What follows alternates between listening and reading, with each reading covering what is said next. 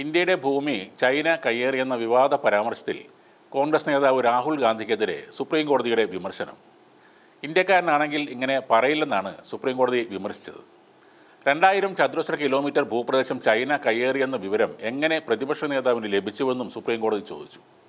ജസ്റ്റിസുമാരായ ദീപാങ്കർ ദത്ത, എജി മാസി എന്നിവരുടെ ബെഞ്ചിൻ്റേതാണ് ഈ വിമർശനം. 2020 ഗൽവാൻ വാലി സംഘർഷത്തിൻ്റെ പശ്ചാത്തലത്തിലായിരുന്നു ഈ വിവാദ പരാമർശം. എന്നാൽ സോഷ്യൽ മീഡിയയിലൂടെ അല്ല, പാർലമെൻറ്റിൽ ഉത്തരവാദിത്തത്തോടെ പ്രസ്താവനകൾ നടത്തണമെന്നും കോടതി ആവശ്യപ്പെട്ടു.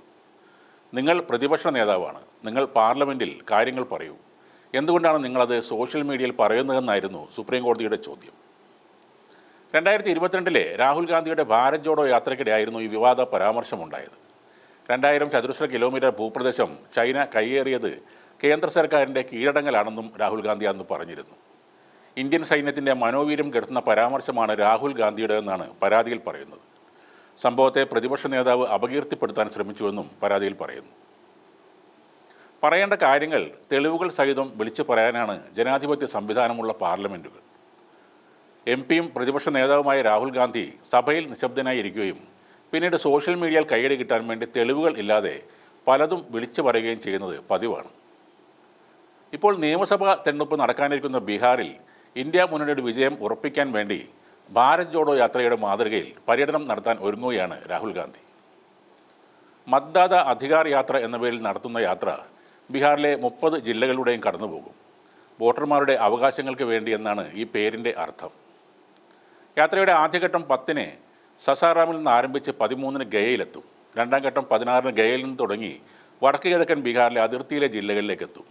അവിടെ നിന്ന് മൂന്നാം ഘട്ടത്തിൽ മിഥിലാഞ്ചൽ പ്രദേശങ്ങൾ കടന്ന് തലസ്ഥാനമായ പട്നയിൽ സമാപിക്കും.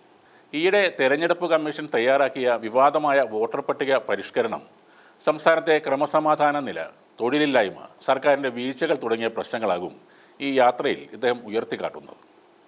ലോക്സഭാ തെരഞ്ഞെടുപ്പിന് മുന്നോടിയായി രാഹുൽ ഗാന്ധി നടത്തിയ ഭാരത് ജോഡോ യാത്ര കോൺഗ്രസ് പാർട്ടിക്ക് വലിയ രീതിയിൽ ഒരു ഉണർവ് നൽകിയിരുന്നു. ഇപ്പോൾ അതേ രീതി തന്നെയാണ് ബീഹാറിലും ഇവർ പരീക്ഷിക്കുന്നത്. എന്നാൽ രാഹുൽ ഗാന്ധിക്ക് അന്ന് കിട്ടിയ സ്വീകാര്യത ഇപ്പോൾ ഉണ്ടാകാൻ സാധ്യത കുറവാണ്.